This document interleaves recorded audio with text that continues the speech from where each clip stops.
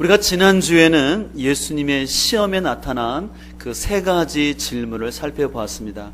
굉장히 중요한 내용이기 때문에 다시 한번 잠깐 반복하기를 원하는데요. 예수님이 첫 번째 받으셨던 시험은 돌이 떡이 되게 하라는 시험이었습니다.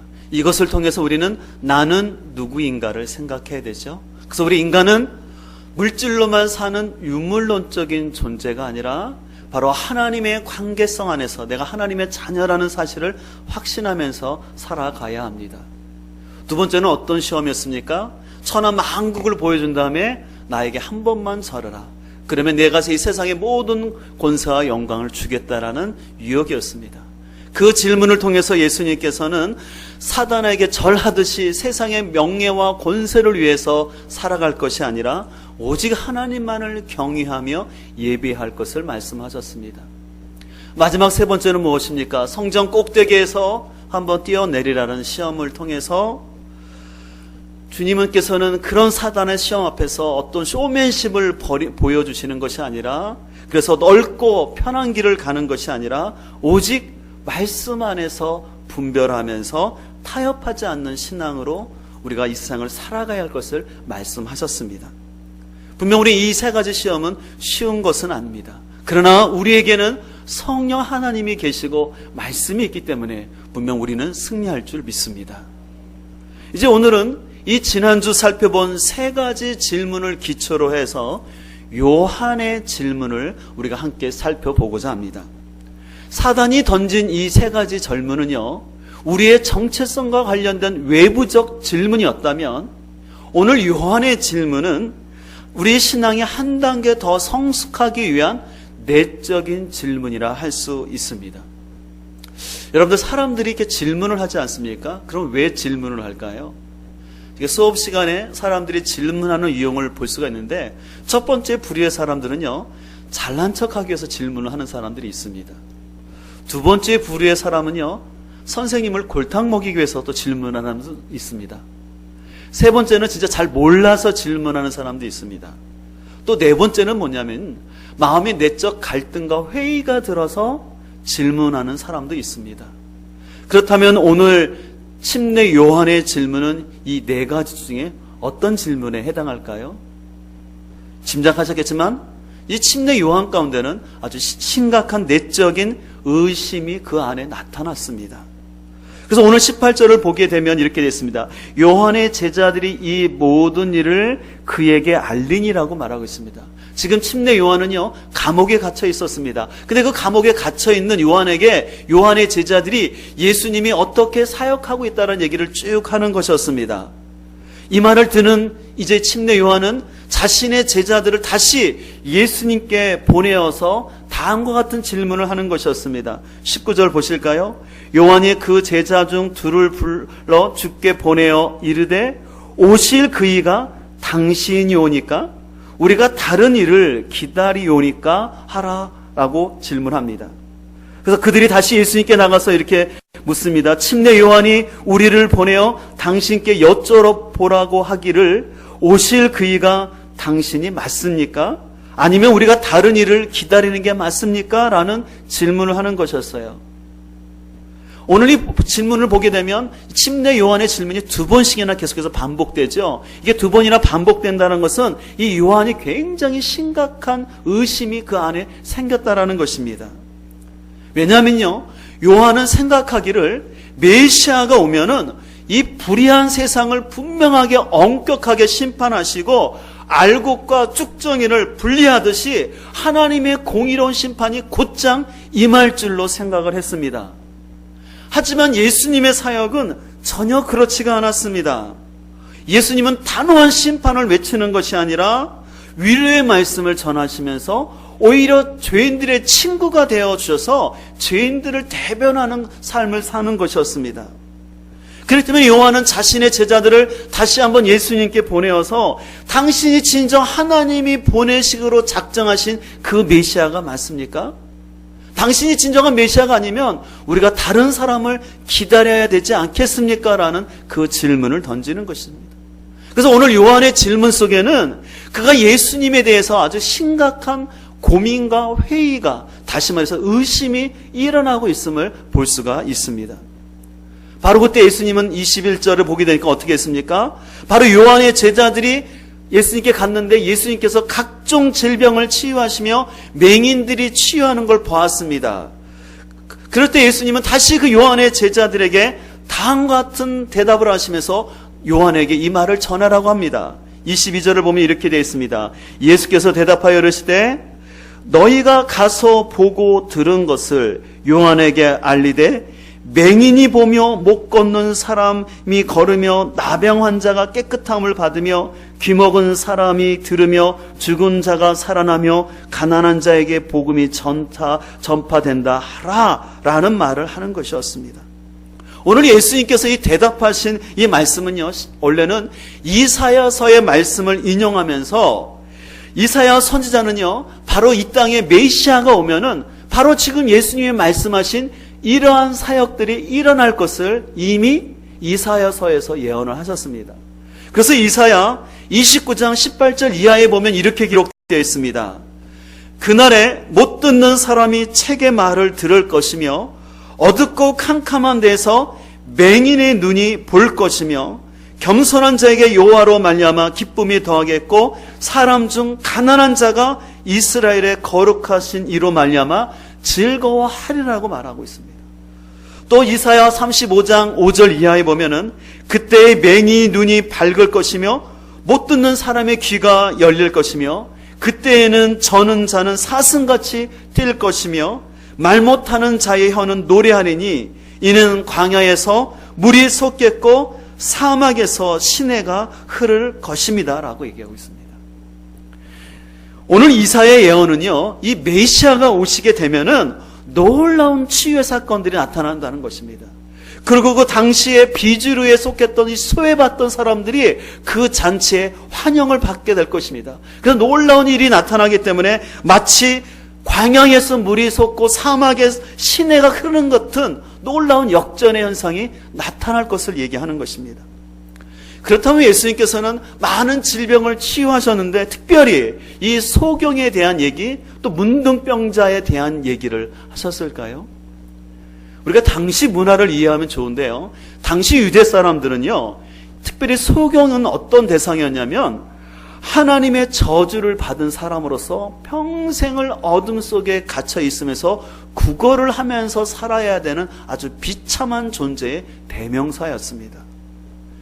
또 나병, 다시 말해서 이 문둥병자는 사회로부터 분리되고 사회로부터 소외되는 대명사로서 이스라엘 백성들은 절대 이 전염병이 있는 나병 환자와 가까이 있어서는 안 되었습니다.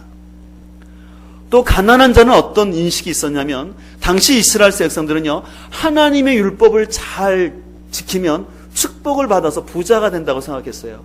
그래서 반대로 가난하다는 어떤 의미일까요? 그 사람은 율법을 잘 지키지 않았기 때문에 하나님의 저주로 인해서 가난하게 사는 존재였다라고 그들은 인식을 했다라는 것입니다. 그렇기 때문에 오늘 본문에서 말하는 이 소경과 나병 환자, 이 가난한 자들은 이스라엘 사회에서 가장 본받지 말아야 될 3종 세트와 같은 사람들이었습니다.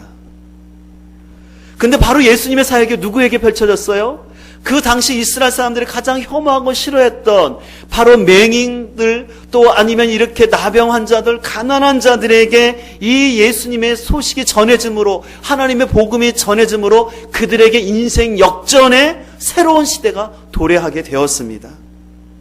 그렇기 때문에 예수님도 공생애를 시작하시기 전에 우리가 지난주 살펴본 것처럼 사단에게 시험을 받으시면서 이 세 가지 질문을 다 극복하신 다음에 예수님이 첫 번째로 공생애를 시작하시며 하신 말씀이 있는데 바로 그것이 이사야 말씀이었습니다. 우리 앞으로 넘기실까요? 누가복음 4장 17절을 보게 되면 이제 예수님께서 공생애를 시작하시며 하시는 첫 번째 말씀이 있습니다. 4장 17절을 보면 이렇게 되어 있습니다. 선지자 이사야 글을 드리거늘 책을 펴서 이렇게 기록한 데를 찾으시니 곧 주의 성령이 내게 임하셨으니 이는 가난한 자에게 복음을 전하게 하시려고 내게 기름을 부으시고 나를 보내사 포로된 자에게 자유를, 눈먼 자에게 다시 보게 함을 전파하며 눌린 자를 자유롭게 하고 주의 은혜의 해를 전파하게 하려 하심이라라고 말합니다. 그러면서 20절 뭐라고 말씀하시냐면 책을 덮어 그 맡은 자에게 주시고 앉으시니 회당에 있는 자들이 다 주목하여 보더라. 우리 21절 같이 있습니다. 이에 예수께서 그들에게 말씀하시되 이 글이 오늘 너희에게 귀에 응하였느니라 하시니. 오늘 예수님 말씀하시는 거예요. 바로 이사야가 예언했던 이 메시아가 바로 나다. 그래서 내가 옴으로 인해서 이런 일이 오늘 너희에게 응하게 되었다라고 말씀을 하는 것이었습니다. 그렇기 때문에 예수님의 사역은 바로 이사야가 말씀하셨던 그 애원의 성취로서 바로 하나님의 자비와 은혜가 통치하는 새로운 시대가 시작되었음을 보여주는 사건이었습니다. 그러나 문제는 당시 요한을 비롯한 유대인들은요, 어떻게 생각했냐면 메시아가 오면은 자신들이 지금 로마의 식민지에 있었기 때문에 이 로마를 하나님께서 멸망시켜 주시고, 또한 이방인처럼 하나님 말씀을 무시하는 헤롯 왕과 같은 사람은 쫓겨나서 이스라엘의 진정한 해방을 기대할 것을 소망했습니다. 그런 차원에서 봤을 때 유대인의 입장에서는 예수님의 사역에 자신의 기대와는 너무나 달랐기 때문에 실망이 되는 것이었습니다. 그들은 정치적인 메시아를 꿈꿨는데 예수님은 그런 정치적인 행동이 아니라 가난한 자에게 복음을 전하고 그 당시 소외당하는 사람들의 대변자로서 활동을 하셨기 때문에 그들로서는 이만저만 실망이 아니었습니다. 다시 말해서 그 사회에서 가장 비주류, 가장 영향력 없는 사람들에게 예수님이 주로 사역을 하시니까 이래가지고 어떻게 하나님 나라가 임하겠느냐라는 실망감이 그들에게 있었던 것이었습니다. 그래서 그들의 이런 마음을 잘 알고 계시는 예수님은 23절에 뭐라고 말씀하십니까?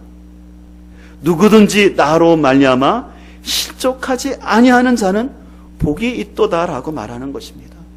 이 실족하다는 말은 스캔달리조라는 뜻이 있는데 그것은 함정, 덫이라는 의미가 있어서 걸려 넘어지다, 믿음에서 떨어지다라는 뜻이 있습니다. 그렇기 때문에 오늘 본문 23절을 다른 번역에서는 어떻게 말씀하고 있냐면 나에게 의심을 품지 않는 사람은 복이 있다라고 얘기를 하는 것이었습니다. 그래서 오늘 예수님께서는요, 요한의 질문에 대해서 이렇게 대답을 하는 것이었습니다.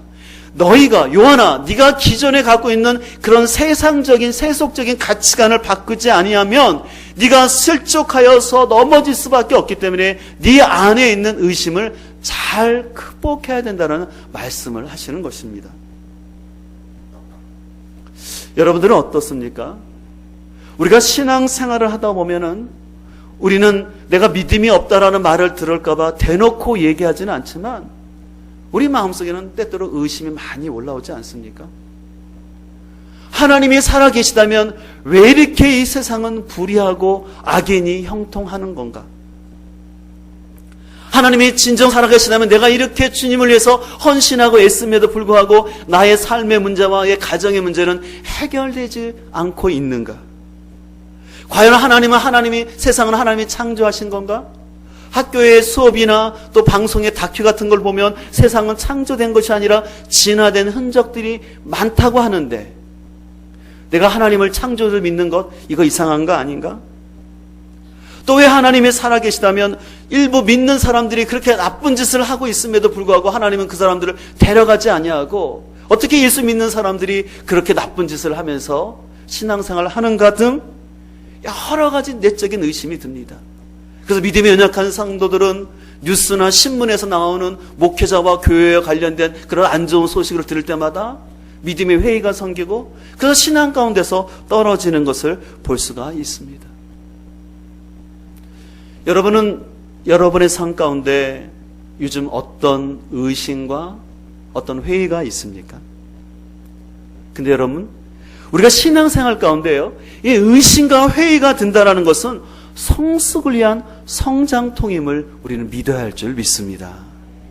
여러분들 아이들을 키우다 보면 보통 4살에서 한 10살 되는 아이들이 성장통을 겪는데 이 성장통의 이유는 정확히 알려지지는 않지만 일반적으로 말하기를 아이들의 뼈는 급속하게 성장하는데 그에 따라서 그 주변에 있는 근육과 인대들이 그 성장을 따라가지 못함으로 인해서 거기서 고통이 온다라고 얘기합니다.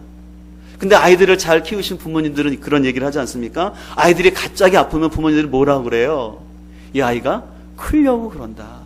그래서 아이들이 감기를 심하게 앓으면 할머님들은 뭐라고 그래요? 이 녀석 더 커지겠구나. 그 얘기를 하지 않습니까? 근데 여러분들, 아이들이 크면서 이 성장통을 어떻게 극복하나요? 제가 가만히 보니까요, 이 성장통은 없어지는 것이 중요한 것이 아니라 아프지만 그것을 잘 견뎌내면서 성숙해야 하는 게 중요하다는 것을 깨닫게 됩니다. 그래서 우리가 신앙생활에도요, 아무 문제가 없는 것이 아니라 신앙이 성숙하기 위해서는 내가 갖고 있는 기존의 가치관과 충돌되기 때문에 당연히 그 안에 성장통이 올 수가 있어요. 그래서 어떤 사람은 그것이 의심으로 나타날 수도 있는데 우리는 그 의심을 믿음 안에서 잘 극복해야 될 줄 믿습니다. 그렇지만 오스 기니스라는 아주 유명한 사람이 있는데 회의하는 용기라는 책을 썼어요.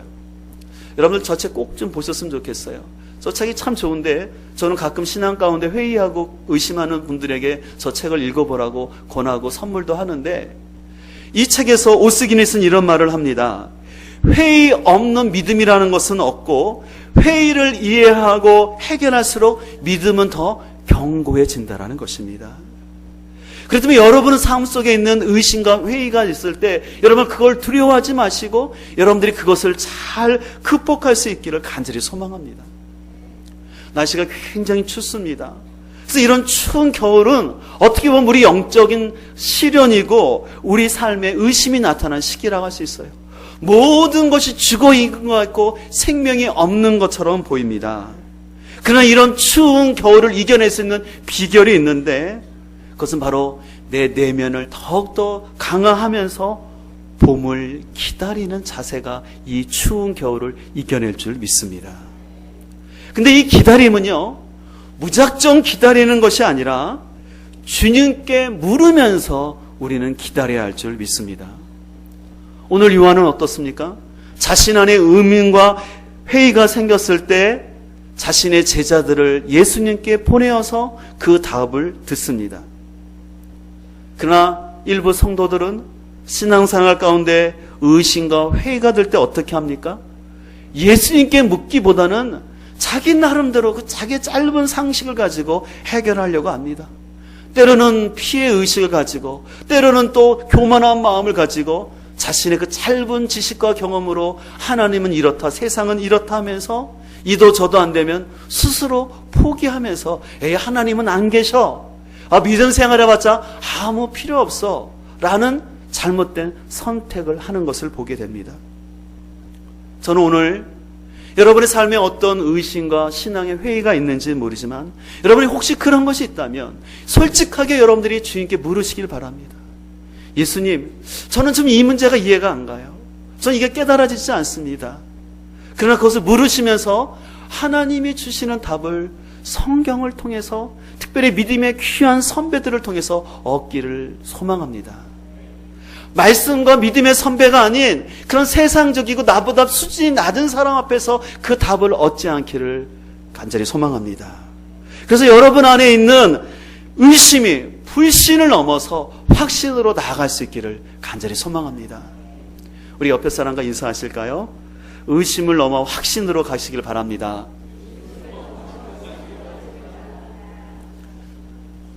우리가 한 걸음 더 나가서 우리는 잘 견딜 뿐만 아니라 우리는 이 견딤 속에서 하나님 나라의 가치를 잘 깨닫고 무엇보다 자신의 사명을 깨달아야 할 줄 믿습니다. 오늘 예수님은 24절에서 요한의 제자들을 보낸 다음에 예수님의 제자들에게 반복적인 질문을 통해서 요한의 사명이 무엇인지를 깨닫게 하십니다. 그래서 오늘 본문 26절을 표준 세번역은 이렇게 번역하고 있습니다. 아니면 무엇을 보러 나갔더냐? 예언자를 보려고 나갔더냐? 그렇다. 내가 너에게 말한다. 그는 예언자보다 더 위대한 인물이다라고 예수님은 말씀하십니다. 예수님은요, 요한은 구약에 있었던 어떤 선지자보다 아주 훌륭한 사람이라고 말합니다. 왜 훌륭한 사람이냐면 이 요한은 바로 메시아 되신 예수님의 오심을 바로 직전에서 준비한 사람이었기 때문에 구약의 어떤 선지자보다도 훌륭하다는 것입니다. 그렇기 때문에 예수님은 말라기 3장 1절을 인용하시면서 요한의 사명을 27절에서 이렇게 말씀하십니다. 보라, 내가 내 사자를 내 앞에 보내느니 그가 내 앞에서 내 길을 준비하리라 한 것이 누구에게 대한 말씀이라? 이 사람, 바로 요한에게 한 것이라는 것입니다. 오늘 예수님은요, 비록 요한이 예수님에 대해서 오해하고 그 안에 의심이 생겼지만 그는 바로 예수님의 길을 준비하는 그 사명을 감당한 사람이라고 말씀하는 것이었습니다. 근데 그렇기 때문에 어떻게 보면 이 요한의 의심은 이 누가복음을 읽는 원독자를 비롯하여서 오늘 우리 가운데 예수님의 정책과 사역에 대해서 의심하는 우리들에게 더 흔들리지 않는 귀한 깨달음을 주는 디딤돌과 같은 역할을 하는 것이었어요. 이 요한의 의심과 흔들림을 통해서 우리 신앙 가운데도 어떤 부분에서 흔들리고 의심한지를 알아서 더욱더 우리가 흔들리지 않고 나아가는 깨달음을 주는 줄 믿습니다. 그렇기 때문에 예수님은 28절에서 이렇게 더 말합니다. 내가 너에게 말하노니 여자가 낳은 자 중에 요한보다 큰 자가 없도다. 그러나 하나님의 나라에서는 극히 작은 자로도 누구보다 크다? 요한보다는 크다라는 것입니다. 요한보다 큰 자가 없다라는 것은 뭐냐면 요한은 구약의 율법을 대표하는 마지막 선지자일 뿐만 아니라 아까 말한 것처럼 바로 예수님의 오심을 바로 직전에서 준비했기 때문에 구약의 선지자 중에 가장 크다라는 거예요. 그러나 왜 작은 자냐면 이제 예수님의 오심으로 인하여서 새로운 은혜의 시대가 시작됐는데 바로 요한은 그 은혜의 시대 가운데 가장 적은 것을 경험한 마지막을 살짝 보는 사람이기 때문에 그 시작에 조금밖에 보지 못한 사람이기 때문에 이제 은혜의 시대에 사는 우리들과 비교해서는 요한은 작은 자라는 것입니다. 오늘 이러한 평가는요, 요한의 개인적인 인물에 대한 평가가 아니라 요한으로 대표되는 구약과 예수님으로부터 대표되는 이 은혜의 신약 시대의 특징을 잘 얘기하는 것입니다. 그렇기 때문에 기독교 신앙은 뭔지 아십니까? 기독교 신앙은 인간의 열심을 통해서 율법을 다 지켜서 행함으로 구원을 완성하는 것이 아니라 우리의 행함으로는 도저히 구원에 이를 수 없고 오직 하나님의 자비와 은혜로 인하여서 구원이 이루어진다는 사실을 깨닫고 받아들이는 사람에게 이 구원의 은혜가 임하게 되는 줄 믿습니다. 그러나 많은 사람들이 우리 한국 사람들이 갖고 있는 종교성으로 인하여서 기독교를 잘못 믿고 있습니다. 예전에도 말씀드린 것처럼 우리나라는 불교, 유교, 기독교를 아주 강하게 믿는 나라입니다. 근데 이래 세 종교가 강함에도 불구하고 갈등이 없다 그랬죠. 왜 그랬어요?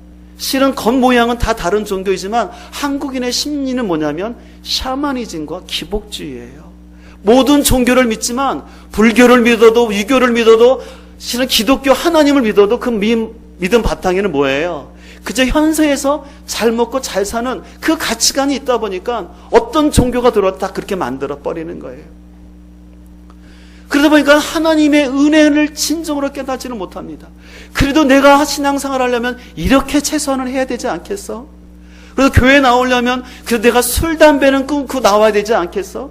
그래도 교회 다니는 사람은 이렇게 해야 되지 않겠느냐라는 윤리적인 잣대가 있습니다. 근데 그것은 참된 기독교를 말하는 것이 아니에요. 어느 누가 술, 담배를 끊고 교회 나와서 하나님의 구원을 받을 수 있겠습니까? 어느 누가 착하게 살아서 구원을 받을 수 있겠습니까? 기독교는 우리의 행함이 아니라 우리는 안 되고 오직 하나님만 된다는 것, 이것이 우리의 출발일 줄 믿습니다. 나는 안 되기에 나의 예차는 예수님과 함께 짓고 예수님과 함께 삶으로 우리의 구원이 시작되고 완성된다는 이것을 받아들이는 가운데 우리의 신앙이 시작되는 줄 믿습니다.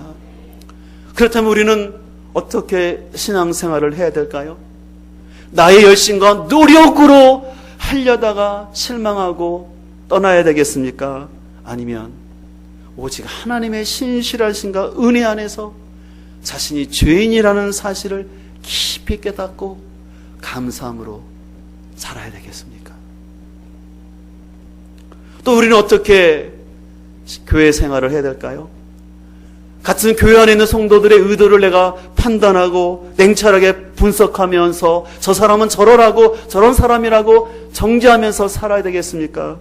아니면 우리 모두 죄인임에도 불구하고 구원받은 하나님의 백성이기 때문에 서로의 허물을 덮어주면서 사랑 가운데 살아야 되는 존재라고 여러분은 생각하십니까? 또 여러분들 교회에서 어떻게 사역을 해야 될까요?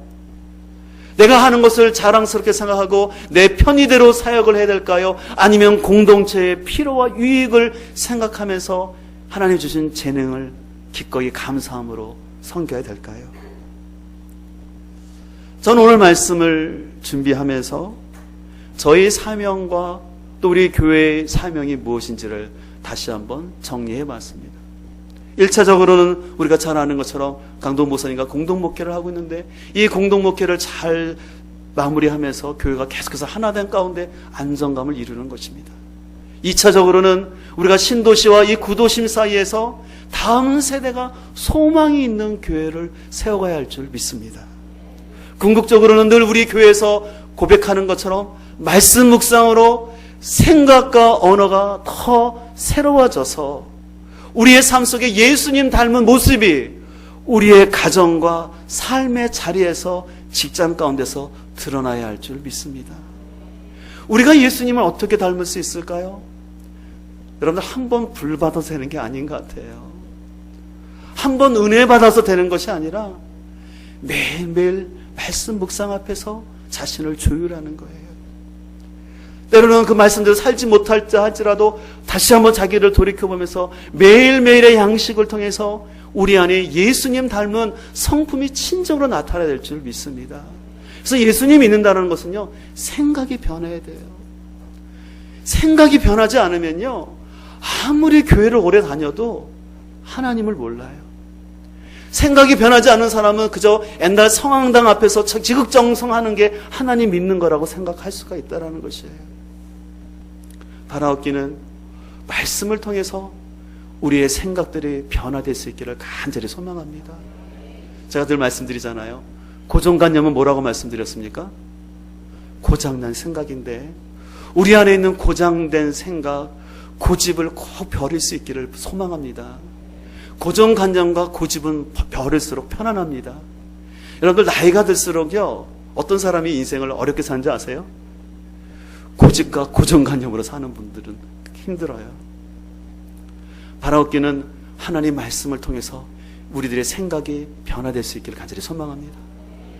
그리고 생각이 변화되면 어떻게 될까요? 언어가 바뀌어야 할 줄 믿습니다. 예수 믿는 사람은 가장 특징 뭐냐면 언어가 바뀌어야 돼요. 말이 거칠고 상처 주고 공격적인 말을 하면 아직 난 먼 거예요. 여러분 한번 가만히 생각해 보세요. 내가 가정 안에서나 사람들에게 내가 대화를 할 때 나도 모르게 막 거친 말이 나오고 짜증이 나오고 한다면 죄송하지만 여러분이 교회를 아무리 얼마를 다녔고 성령의 은사가 있고 방언을 한다 할지라도 죄송하지만 아직 우리는 미성숙한 거예요.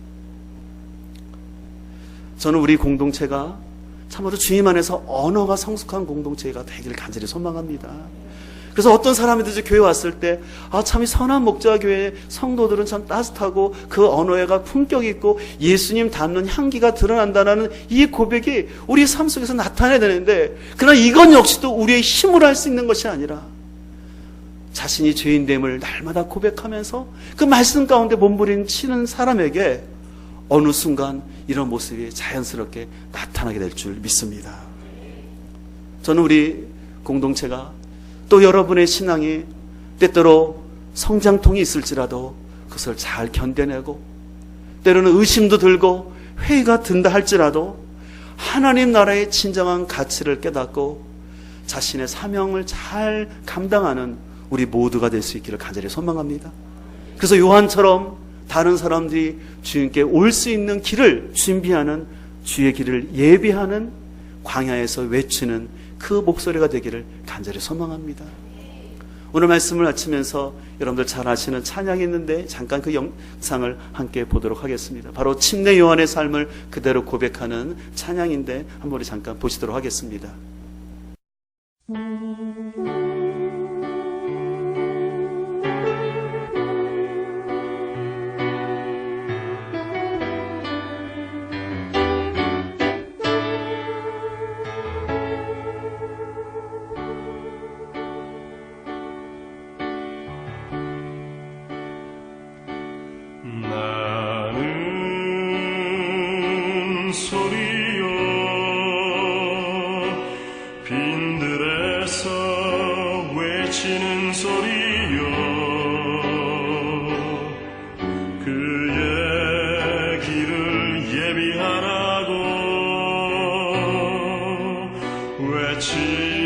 외치는 소리요 나는 소리요 빈들에서 외치는 소리요 그의 길을 예비하라고 외치는 소리요 나는 물러 세례를 주나 그는 성령으로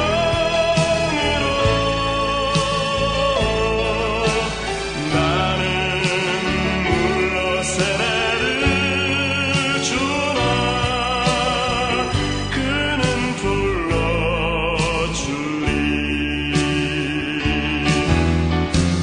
그는 곧 하나님의 아들